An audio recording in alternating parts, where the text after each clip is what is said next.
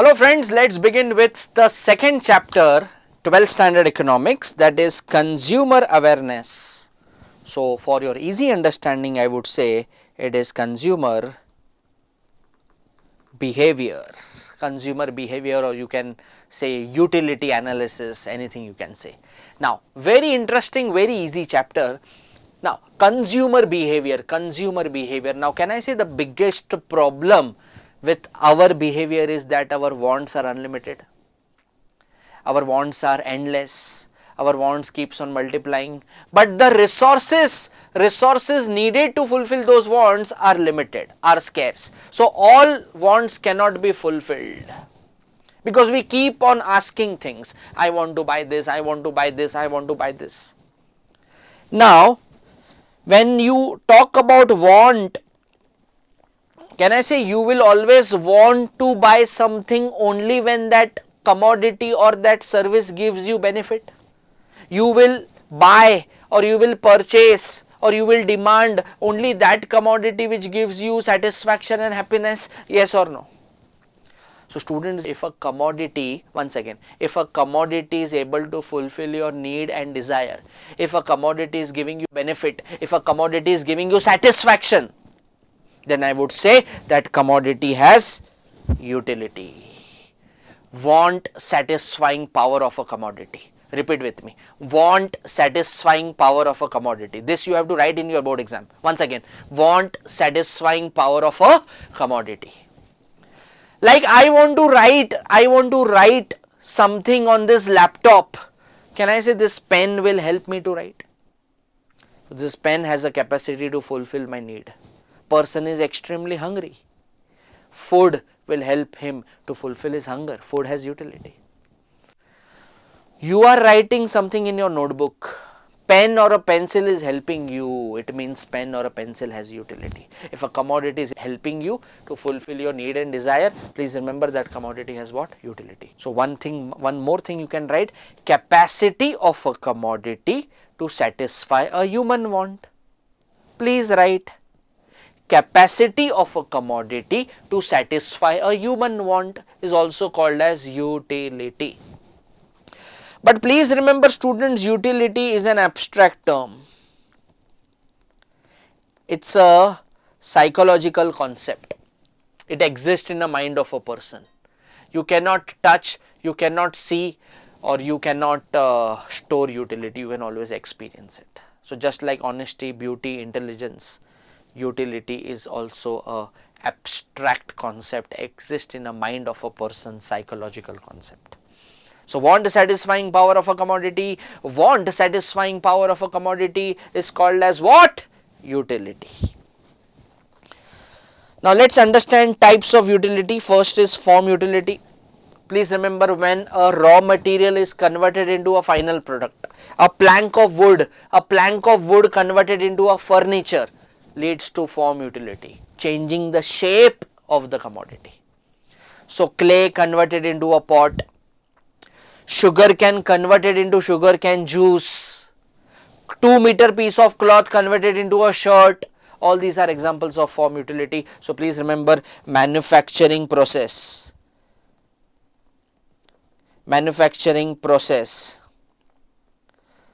leads to form utility. Which process? Manufacturing process leads to form utility. Next is place utility. Utility arises moment goods are transported from one place to another. Like say example, we are in Mumbai. Mumbai has hot and humid weather. Woolen clothes will have no utility in Mumbai. I again repeat, woolen clothes will not have any utility in Mumbai. But same woolen clothes transported to Kashmir or transported to Shimla, Manali, can I say utility will come? Because people will buy, people will use, people will get benefit. So moment goods are transported from one place to another, utility arises. Sea, pond, lake, you will find fish, but fish inside a pond, inside a lake does not have any utility. But moment you catch a fish and get it transported to a fish market, then people will buy, then people will consume, utility will arise. So please remember, transportation creates place, utility.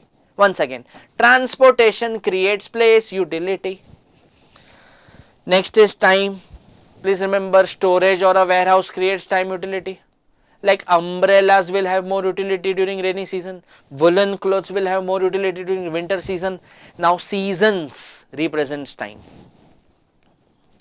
Blood kept in a blood bank is the best example of time utility, because moment we donate blood, that blood may not be used immediately, it is stored in the blood bank. Need arises, it's given to the patient. So blood in the blood bank is the example of time utility. So storage or a warehouse creates time utility. Ice cream in summer than in winter. So in summer season people will ask more for ice cream. Moving ahead, service utility. Students, please remember, services are intangible. Services are produced and consumed both at the same time. So service of a doctor, lawyer, teacher, barber, musician, chartered accountant, all these are the examples of which utility? Service utility. Next, knowledge utility. Can I say moment you get a knowledge about a particular product, then you will ask for it, तब आप सोचोगे उसको खरीदने के लिए. So can I say higher the knowledge, higher the utility, lower the knowledge, lower the utility. Market में एक नया सेलफोन आया है, अलग अलग फीचर्स है, अलग अलग उसमें फंक्शंस है, बट आपको वो चीज़ का नॉलेज ही नहीं है. You will never ask, you will never buy, you will never go to see. But moment you get a knowledge how to use, what are the benefits, utility will come up. So higher the knowledge, higher the utility, lower the knowledge, lower the utility. Next is possession utility. Simple transfer of ownership from one person to another. Students, goods are manufactured in the factory, but दिया जाता है किसको बाद में? Wholesaler. Wholesaler किसको बेचेगा? Retailer. Retailer will ultimately sell to consumer. So there is a transfer of ownership from manufacturer to wholesaler to retailer, ultimately to consumer. So ये थे types of utility. Important है, please ठीक से करके जाइए.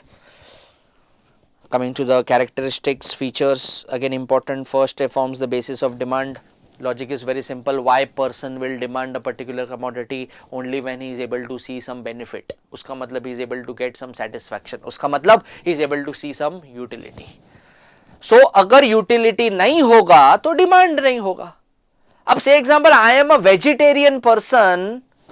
I am not able to see any utility in a non-vegetarian food, meat. तो मैं meat खरीदेगा क्या? Will I demand meat? No. But I like gulab jamun very much, मतलब मुझे उसमें यूटिलिटी दिखाई दे रहा है, तो मैं बाय करेगा, मैं डिमांड करेगा. So if a product is not giving utility, you will not demand. So it forms the base of demand. Ethical significance not considered. Utility is ethically colorless concept. What is right, what is wrong, what is moral, what is immoral, उसको वो कभी भी किसका भी side नहीं लेता. He is very much neutral. Utility is neutral between the ends. Like knife, चाकू, knife is used for good purpose. Knife is used for good purpose, cutting vegetables. But same knife is used for bad purpose, cutting human beings. But utility क्या बोलता है? Knife दोनों को help होता है. It is helping a housewife, it is helping a murderer. एक good cause, दूसरा bad cause.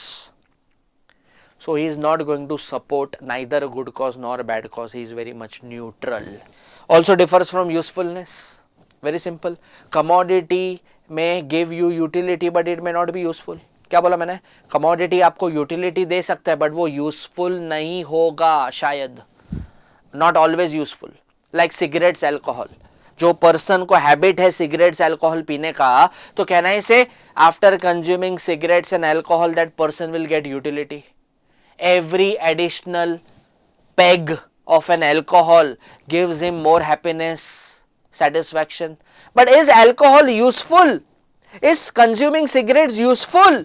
No, it is bad for the health. तो बोलने का utility and usefulness, they both are not same. Utility product में हो सकता है, but वो प्रोडक्ट शायद यूजफुल ना हो। Measurement not possible. Utility abstract term है, साइकोलॉजिकल कॉन्सेप्ट है, तुम उसको न्यूमेरिकल टर्म्स में मेजर नहीं कर सकता है। Cardinal measurement is not possible when it comes to utility. But Alfred uncle का नाम सुना आपने, एल्फ्रेड मार्शल, आगे एल्फ्रेड मार्शल कहेंगे utility can be measured using numbers. Next, utility is a subjective concept. Subjective मतलब it differs from person to person.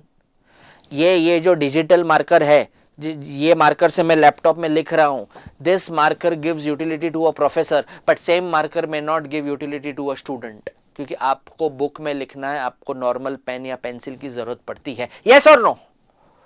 C, product gives utility to one person, but same product may not give utility to others, differs from person to person.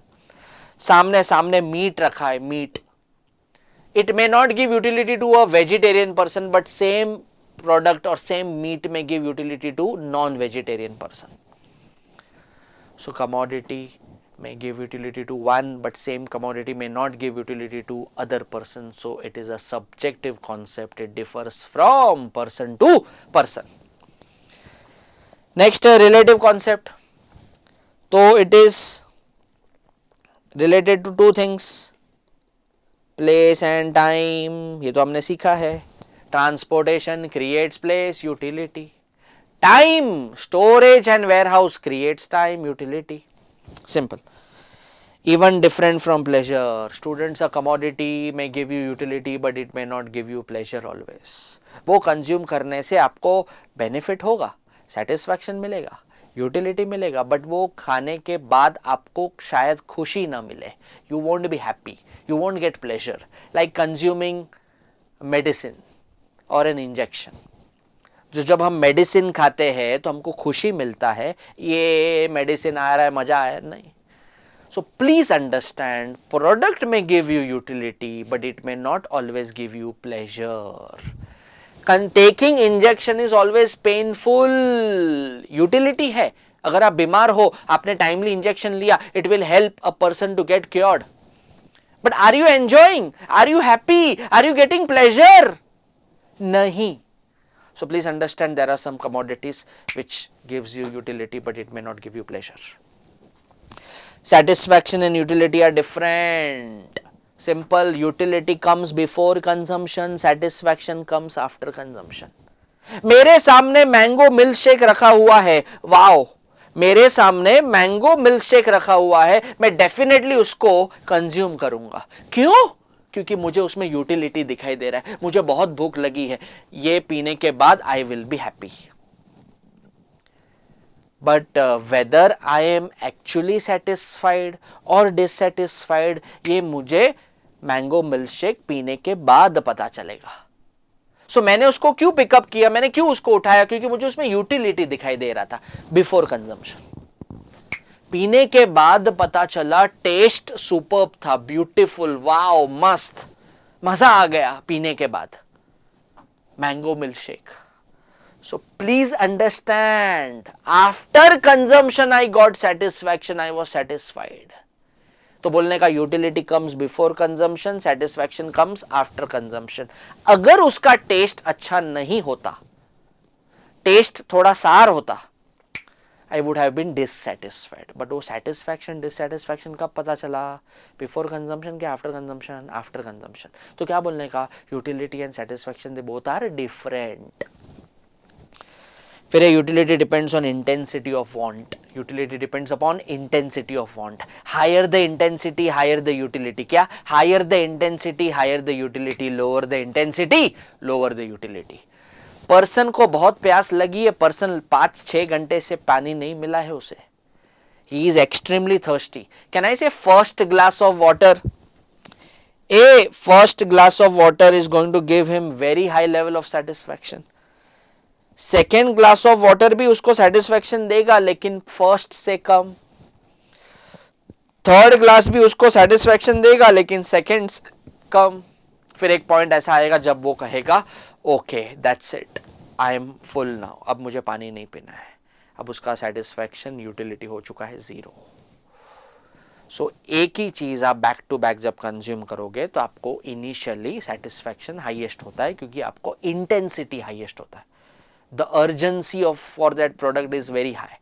So first unit gives you very high level of satisfaction, second unit little less, third unit little less, fourth unit zero, fifth unit जबरदस्ती consume किया तो negative चला जाएगा.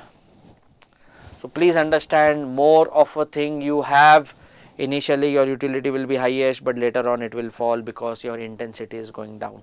So higher the intensity, higher the utility, lower the intensity, lower the utility. So यहाँ पे खत्म होता है characteristics of utility. Now let's continue with the next question in chapter number 2, that is law of DMU, diminishing marginal utility. तो क्या है ये law of DMU, आइए देखते हैं. Now first of all, this law of DMU is propounded by, किसने start किया? So Mr. Gossen, uncle का नाम क्या है? Mr Gossen. और हम कहेंगे this is Mr Gossen's first law. This is Mr Gossen's first law. So Gossen started this concept, but ये कॉन्सेप्ट को आगे कौन लेके गया? एल्फ्रेड मार्शल लेके गया. Who took it forward? Alfred Marshall. So law of DMU speaks about consumer behaviour, speaks about consumers demand. 100% realistic नहीं है, थोड़ा अनरियलिस्टिक है, but not 100%. To some extent it is applicable. So law of DMU क्या कहता है कि more of a thing you have, the less you want to have more of it. कोई भी एक चीज अगर आप बैक टू बैक कंज्यूम करोगे तो इनिशियली आपको यूटिलिटी सेटिस्फैक्शन ज्यादा मिलेगा, बट सेम चीज कंज्यूम करने के बाद आपका यूटिलिटी, आपका सेटिस्फैक्शन डिमिनिश होगा. So number of units increases, your utility diminishes. मैंने फर्स्ट ऑरेंज खाया तो मुझे सेटिस्फैक्शन 10 यूटिल्स का मिला. प्लीज याद रखना, यूटिलिटी किससे मेजर होता है? यूटिल्स. जैसे ग्राम, किलोग्राम, मीटर, सेंटीमीटर कैसे है, वैसे यूटिलिटी के लिए क्या है? यूटिल्स है. सेकेंड यूनिट खाया तो मुझे 6 यूनिट्स का सेटिस्फैक्शन मिला, मतलब सेकेंड यूनिट ने मुझे 6 यूनिट दिया. थर्ड यूनिट ने मुझे 2 दिया. फोर्थ यूनिट 0 मतलब माई स्टमक इज फुल, कुछ एक्स्ट्रा सेटिस्फैक्शन नहीं मिला.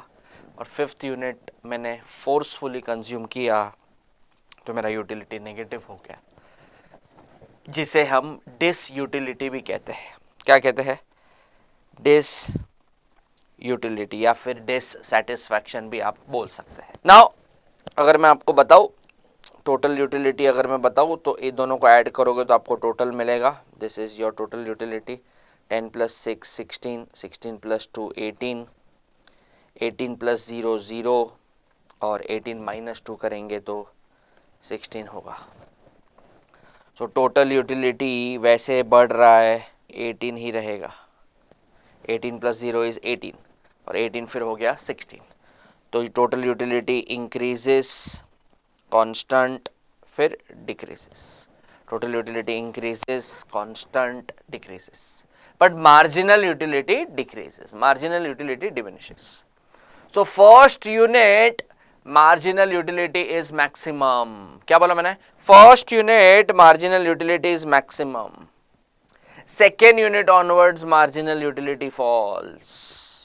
फिर fourth unit marginal utility become 0, मतलब full satisfaction point. Fourth unit को क्या कहेंगे? Full satisfaction point. My stomach is full, बस हो गया.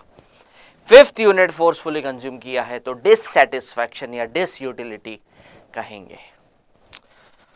सो ये था आपका लॉ ऑफ डीएमयू. उसका स्टेटमेंट याद रखिए. The additional benefit which a person derives from increase in a stock of a thing. Stock of a thing मतलब क्वांटिटी बढ़ रहा है वो प्रोडक्ट का. Diminishes with every increase in stock that he already has. मतलब same चीज back to back आप अगर कंज्यूम करोगे या उसको यूज करोगे तो इनिशियली यूटिलिटी मैक्सिमम था, बट बाद में यूटिलिटी डिमिनिश होता जाएगा, डिमिनिश होता जाएगा, डिमिनिश होता जाएगा, 0 होगा, नेगेटिव भी हो सकता है. So additional benefit which a person derives from increase in a stock of a thing diminishes with every increase in stock that he already has. तो इन शॉर्ट अगर मैं आपको सिंपल लैंग्वेज में कहूँ तो रिलेशन क्या है, नंबर ऑफ यूनिट्स बढ़ रहे हैं, मार्जिनल यूटिलिटी कम हो रहा है. इनवर्स रिलेशन, इनवर्स रिलेशनशिप होने की वजह से आपका मार्जिनल यूटिलिटी कर्व कुछ इस तरीके से होगा, एमयू कर्व. ये पार्ट नेगेटिव है. सो marginal utility is downward sloping. MU can be positive, zero negative. क्या बोला मैंने, एमयू कैन बी पॉजिटिव. ये इतना पार्ट देखो, ये पॉजिटिव है बिकॉज वो अबव एक्स एक्सिस है, ये ऑन एक्स एक्सिस है जीरो, और ये बिलो एक्स एक्सिस है negative. So it can be negative, zero, positive. Please याद रखो, concept is developed by Mr Gossen. So this is known as Mr Gossen's first law. Who took it forward, आगे कौन लेके गया, Alfred Marshall. Uncle के book का नाम क्या है, principles of economics. Which year, 1890, 1890. Marginal utility and number of units, number of units and marginal utility relation क्या है, इनवर्स है. बट ये लॉ कुछ एजम्पशंस के ऊपर बेस्ड है. This law is based on certain assumptions. कुछ कंडीशंस फुलफिल होगी तो ये लॉ सक्सेसफुल होगा. तो सबसे पहले है कंटिन्यूटी. कंटिन्यूटी मतलब यहाँ पे हमने 5 यूनिट्स लिए थे, यहाँ पे हमने 5 यूनिट्स लिए हैं, यस और नो. और मैंने कौन सा फ्रूट लिया था, orange. So all 5 units of orange should be consumed back to back without any time gap. First orange आपने सुबह 9 बजे खाया और सेकेंड ऑरेंज आपने रात को 9 बजे खाया, नहीं चलेगा. फर्स्ट ऑरेंज होने के बाद तुरंत second, then third, then fourth, all 5 units. In short, all units of a commodity should be consumed back to back without any time gap. Then only this law will be successful. Second, homogeneity. पांचों fruit मतलब 5 orange identical होने चाहिए, homogeneous होना चाहिए, exactly same shape, size, colour, taste, design, quality, सब कुछ same होना चाहिए, विच इज नॉट पॉसिबल. कुछ ऑरेंज स्मॉल साइज के होते हैं, कुछ बड़े साइज के होते हैं, कुछ ऑरेंज का टेस्ट सार होता है, स्वीट होता है, कुछ थोड़े ऑरेंजेस टाइप ऑरेंज कलर के दिखते हैं, थोड़े कुछ ग्रीनिश दिखते हैं. So please understand, all 5 units of same commodity may not be 100% homogeneous, may not be 100% identical. But uncle बोलते हैं, एल्फ्रेड मार्शल बोलते हैं, होमोजीनियस होना चाहिए. नेक्स्ट है कॉन्स्टेंसी. कॉन्स्टेंसी मतलब person's likes, dislikes, taste, habit should remain same, should remain constant, it should not change. Reasonability, the shape of a commodity should be reasonable in size. It should not be too big, not too small. Apple, banana, chiku, orange, reasonable size है. But watermelon, jackfruit, too big in size. Grapes, too small in size. नहीं चलेगा. It should be reasonable. फिर rationality, person consuming this commodity should be a rational person. उसका मतलब he should always aim for maximum satisfaction. सारे rational इंसान क्या करते हैं, वो हमेशा यही कोशिश करेंगे कि उनका बेनिफिट ज़्यादा हो, उनको सेटिस्फैक्शन ज़्यादा मिले. Measurability, please understand, in reality, ध्यान देना, in reality utility can not be measured using numbers, क्योंकि यूटिलिटी एब्स्ट्रैक्ट टर्म है, साइकोलॉजिकल कॉन्सेप्ट है. बट एल्फ्रेड मार्शल बोलता है इट कैन बी मेजर्ड और it should B measured using numbers, cardinal measurement. Uncle क्या बोला, कार्डिनल मेजरमेंट मतलब utility can be measured using numbers. फिर सिंगल यूज. अब सिंगल यूज में क्या लिखोगे कि commodity should be put to one single use, it should not be put to multiple use. अब ऑरेंज आप डायरेक्टली कंज्यूम कर सकते हो, ऑरेंज का जूस बना सकते हो, ऑरेंज दूसरी किसी चीज़ों के लिए यूज़ हो सकता है, आइसक्रीम, ऑरेंज आइसक्रीम हो सकता है. So it should not be put to multiple use, it should be put to single use. Condition of divisibility.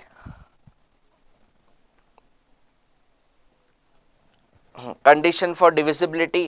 Now what is this condition for divisibility? Commodity which a consumer is consuming should be divisible. Pieces parts में वो consume होना चाहिए. अब जैसे कि TV, AC, refrigerator, motor bike, car, they are indivisible. Small small units में उसको आप डिवाइड नहीं कर सकते, बट फ्रूट्स, वेजिटेबल्स को आप बिट्स एंड पीसेस में, पार्ट्स में, फ्रैक्शंस में करके कंज्यूम कर सकते हो. एंड कांस्टेंट, फिर कहता है constant marginal utility of money. मतलब यहाँ पे एज्यूम किया है कि marginal utility of money remains constant. मतलब every additional money a person receives is extra utility remains same. But ऐसा होता नहीं है. अगर आपको एवरी डे या आपको एवरी मिनट 500 रुपीज़ का नोट मिलता रहे, 500 मिला, वापस 500 मिला, वापस 500 मिला, तो आपका यूटिलिटी, आपका सेटिस्फैक्शन बढ़ेगा कि कांस्टेंट रहेगा? बढ़ेगा. बट एल्फ्रेड मार्शल ने क्या बोला? It should remain constant, it should not change. तो ये सारे एजम्पशंस अगर फुलफिल हुए, then law of DMU will be applicable और ट्रू और सक्सेसफुल. तो ये डायग्राम आप देख सकते हैं, मैंने बनाया था. ये यूटिलिटी, मार्जिनल यूटिलिटी, ये पार्ट MU0 है, ये पार्ट में मार्जिनल यूटिलिटी नेगेटिव है, और ये पार्ट में मार्जिनल यूटिलिटी पॉजिटिव है. ठीक है, ये हो गया total utility and marginal utility. So what is total utility? Utility derived by a consumer after consuming all units of the commodity. सारे units consume करने के बाद total utility, total satisfaction कितना मिला? That is total utility. So addition of MU, TU is nothing but summation of MU. Summation मतलब addition. आप MU को add करते जाओ, MU को add करते जाओ तो आपको TU मिलेगा. What is marginal utility? It is an additional utility derived from consumption of one additional unit. कि मैंने फर्स्ट ऑरेंज खाया तो मेरे को 10 यूटिल्स का सेटिस्फैक्शन मिला. मैंने और एक ऑरेंज खाया तो दोनों, both orange gave me 18 units का सेटिस्फैक्शन. वापस क्या बोला? First orange gives me 10 utils का हैप्पीनेस. सेकेंड ऑरेंज, टोटल 2 खाए, दोनों ने मुझे कितना दिया? 18. But the second orange, the addition made, the last unit, second orange gave me how much? 8 utils. 8 बन जाता है marginal utility. Last unit, वो commodity के last unit ने आपको कितना satisfaction दिया, कितना utility दिया. So it is an addition made to total utility. लिखो marginal utility is an addition made to total utility. फिर से marginal utility is an addition made to total utility. So MUN is equals to TUN minus TUN minus 1. आप ये formula भी use कर सकते हैं. MU is equals to change in TU upon change in quantity, that is delta TU upon delta quantity. आपको marginal utility मिल जाएगा. फिर increases at diminishing rate, continuously diminishes. Point of satiety TU is maximum, MU is 0. तो एक table मैं आपको बताना चाहूँगा. ये टेबल देखिए, हो सकेगा तो कॉपी कर लीजिए. Number of units, TU, MU. First unit आपने कंज्यूम किया, मार्जिनल यूटिलिटी 10 था, टोटल यूटिलिटी भी 10 था, क्योंकि आपने अभी तक एक ही यूनिट कंज्यूम किया है. Second unit, total 2. Second unit marginal utility, second unit ने आपको 8 दिया, टोटल आ गया 18. MU को ऐड करोगे तो TU मिलेगा. थर्ड, टोटल 3 यूनिट खाए आपने ऑरेंज के. सो जो थर्ड यूनिट था ना, थर्ड लास्ट वाला, थर्ड यूनिट ने आपको 4 यूटिल्स का सेटिस्फैक्शन दिया. टोटल करोगे तो आपको 22 मिला. फोर्थ यूनिट ऑरेंज का आपको 0 मिला, क्योंकि स्टमक इज फुल, बस हो गया, तो ये 22 ही रहेगा. एंड फिफ्थ यूनिट आपने फोर्सफुली खाया या किसी ने फोर्सफुली खिलाया तो आपका यूटिलिटी नेगेटिव हो गया, ये हो जाएगा 20. सो इसमें प्लीज़ याद रखो, क्या याद रखोगे? First unit, both TU and MU are same. Second unit onwards, TU increases at diminishing rate, MU diminishes. Fourth unit, TU is maximum, MU is 0. क्या बोला? TU is maximum, MU is 0. Fifth unit, MU becomes negative, TU false. क्या बोला? MU becomes negative, TU false. 22 हो गया 20. So when MU is 0, TU is dash maximum. When MU is negative, TU is dash false. When TU false, MU is dash negative. First unit, both MU and TU are dash equal. Please याद रखो ये table please draw कर लो. 1 2 3 4 5 10 18 22 22 20 10 8 4 0 -2. सो जो जहाँ पे marginal utility zero होता है ना, वहाँ पे कंज्यूमर स्टॉप हो जाएगा क्योंकि उसको फुल सेटिस्फैक्शन मिल रहा है. Stomach is full satisfaction. Okay, तो ये हो चुका है. तो ये वही था after point of satiety. TU diminishes point of satiety मतलब ये MU0 TU maximum. MU0 TU maximum को हम पॉइंट ऑफ सेटिटी कहते हैं, फुल सेटिस्फैक्शन पॉइंट बोलते हैं. TU is maximum, MU is maximum, MU is 0, TU is maximum. Numerical value is always positive. Numerical value can be either positive, negative or 0. तो मैंने आपको बताया था MU पॉजिटिव भी हो सकता है, नेगेटिव भी हो सकता है, 0 भी हो सकता है.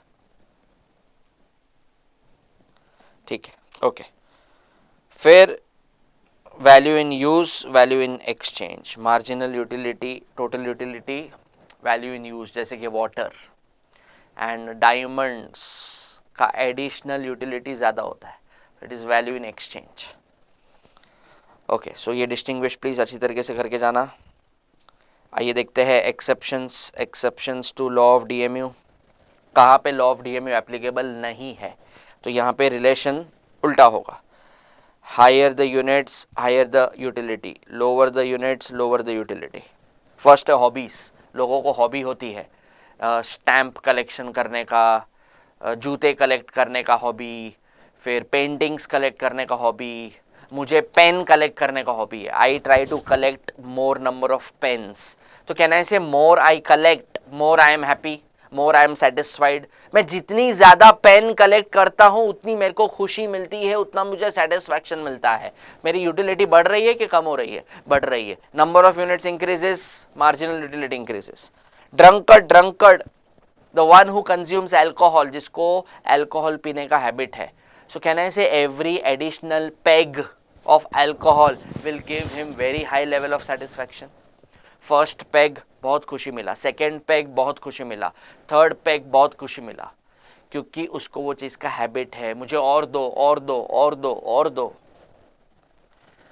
His satisfaction will increase. Next है music. People have a habit of listening to music. लोगों को आदत होता है कि उनको म्यूजिक बहुत पसंद है. जितना ज़्यादा म्यूजिक सुनेंगे उनको ज़्यादा खुशी, ज़्यादा हैप्पीनेस, ज़्यादा सेटिस्फैक्शन मिलता है. बट ये जो एक्सेप्शंस हम पढ़ रहे हैं ये रियल एक्सेप्शंस नहीं है, बिकॉज यहाँ पे एजम्पशंस फुलफिल नहीं होते हैं. अब जैसे कि hobbies, same type of pen थोड़ी कलेक्ट करेगा मैं. अलग अलग वेराइटी, अलग अलग ब्रांड, अलग अलग डिजाइन की पेन मैं कलेक्ट करूंगा. होमोजेनिटी फैक्टर नहीं है. ड्रंकर्ड कंटिन्यूस नहीं होगा, बीच में थोड़ा गैप करेगा वो. म्यूजिक, सेम म्यूजिक हम लोग शायद बार बार ना सुने, डिफरेंट मूवीज के डिफरेंट सॉन्ग हम लोग सुनेंगे. Again there is no homogeneity, no continuity. Collection of stamp is an hobby. Miser, कंजूस आदमी, because miser person always gets more satisfaction when he tries to save money. तो जितना वो additional रुपी save करेगा उसको उतना सेटिस्फैक्शन मिलता है. एंड फिर है reading. People have habit of reading books. Books भी कलेक्ट करते हैं. जितना ज़्यादा वो रीड करेंगे उतना उनको ज़्यादा नॉलेज, उतना उनको ज़्यादा happiness, satisfaction. So more they read more they get utility. So ये सारे पॉइंट्स लॉ के अगेंस्ट जाते हैं, that's why they are exception. आते हैं importance of DMU. Importance of DMU, basis for other laws. क्या basis for other laws? Law of DMU से दूसरे लॉ बनेंगे, law of equi marginal, consumer surplus, other law का formation होगा। Equitable distribution of wealth, अब wealth will be distributed equally कि ताकि country में इनकम इनइक्वालिटी ना हो। इनिशिएट्स वेराइटी इन प्रोडक्शन, फिर प्रिंसिपल ऑफ प्रोग्रेसिव टैक्सेशन, अब गवर्नमेंट क्या करेगा, रिच पे ऊपर ज्यादा टैक्स चार्ज करेगा क्योंकि रिच के लिए marginal utility for money is less. Poor से टैक्स कम चार्ज करेगा because marginal utility for poor is more. Poor अगर कुछ पैसा बचा लेगा तो उसको ज़्यादा खुशी मिलता है, बट रिच के जेब से अगर एक्स्ट्रा पैसा गया या एक्स्ट्रा पैसा बच भी गया तो उसको फ़र्क नहीं पड़ता क्योंकि उसके ऑलरेडी उसके पास बहुत पैसा है। एक्सप्लेन्स डायमंड वाटर पैराडॉक्स, मतलब water has more value in use, surplus commodity है, बहुत ज़रूरी है हमारे लिए, सो इजीली अवेलेबल है, सो टोटल यूटिलिटी यहाँ पे एप्लीकेबल होगा। Diamond is a scarce commodity, diamond is an expensive commodity, value in exchange, more value in exchange. इसका मतलब कि diamond is very very expensive, it is a scarce commodity, सब लोग जल्दी से खरीद नहीं सकते हैं, फ्रीक्वेंटली नहीं ले सकते हैं क्योंकि महंगा है। So diamond has more value in exchange, less value in use, क्योंकि डायमंड को हम रोज यूज़ नहीं करेंगे, रोज नहीं खरीदेंगे। But water has more value in use, less value in exchange. Water is not expensive but diamond is expensive. So can I say every additional diamond your additional utility will increase, तो यहाँ पे marginal utility बोलने का। Every additional glass of water, तुम्हारा total utility बढ़ेगा, total satisfaction after consuming 3-4 glass of water, total utility highest होगा। हाँ, मज़ा आ गया, पी के शांति मिला। So water value in use, total utility याद रखना, and diamond value in exchange ज़्यादा है, मार्जिनल यूटिलिटी याद रखना। Limitations of law of DMU, utility is relative, it is related to place and time, not universally applicable. हमको जिस चीज़ में utility मिलता है वो दूसरे को शायद ना मिले। Immeasurable in nature, in reality utility को आप मेजर नहीं कर सकते, एब्स्ट्रैक्ट कॉन्सेप्ट है, आप उसको रैंक दे सकते हो, more utility, less utility, highest utility, but numbers use नहीं कर सकते। And M U of money is variable, variable मतलब marginal utility of money changes, rich के लिए कम होता है, पुअर के लिए ज़्यादा होता है। Every additional rupee will give more happiness to poor, but every additional rupee may not give that happiness to rich because that person already has more money. So law of DMU has some demerits, some limitations, it is not successful. Next है law of equal marginal utility.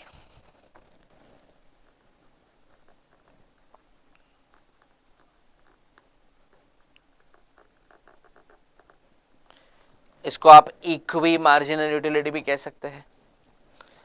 तो इसमें क्या याद रखेंगे, सबसे पहले it is an extension of law of DMU, law of DMU का extension है। इसको भी मिस्टर गोसेन ने प्रपोज किया था, मिस्टर गोसेन्स सेकेंड लॉ बोलेंगे, this is Mr Gossen's second law. यहाँ पे अंकल क्या बोलते हैं कि a person is going to spend his fixed income on 3 commodities in such a way that last unit of each commodity the ratio of their marginal utility will be equal. इसको हम law of maximum satisfaction भी बोलेंगे, इसको हम principle of substitution भी बोलेंगे। बाकी सारे एजम्पशंस सेम है, law of DMU and equi marginal के एजम्पशंस सेम है। मतलब मैं ये कहना चाहता था, अगर पर्सन के पास 25 रुपीज़ है फिक्स्ड इनकम, ये एजम्पशन है fixed income, he is going to spend his income on 3 commodities, जैसे commodity A, B and C, apple, banana, chikoo, in such a way that the last unit of each commodity, हर एक commodity का last unit same satisfaction दे रहा है। वो spend ही उस तरीके से करेगा। जैसे कि 25 रुपीज़ में से मैंने 4 यूनिट एप्पल के खरीदे, 25 में से कितने मैंने एप्पल खरीदा, 25 रुपीज़ यूज़ करके मैंने 4 यूनिट एप्पल के खरीदे, तो कहना है this is the last unit, 4th is the last unit. तो इसने मुझे 10 यूटिल्स का खुशी दिया, सेटिस्फेक्शन दिया। थोड़े पैसे बच गए थे तो मैंने 3 यूनिट बनाना के खरीदे, 3 यूनिट्स बनाना, कैन आई से this is the last unit of banana, this also gave me 10 utils का हैप्पीनेस। और अब मेरे पास बहुत कम बचे थे पैसे, तो मैंने सिर्फ 2 यूनिट खरीदे चीकू के, तो ये भी है लास्ट यूनिट चीकू का, सेकेंड वाला है लास्ट यूनिट चीकू का, इसने भी मुझे 10 यूटिल्स का सेटिस्फैक्शन दिया।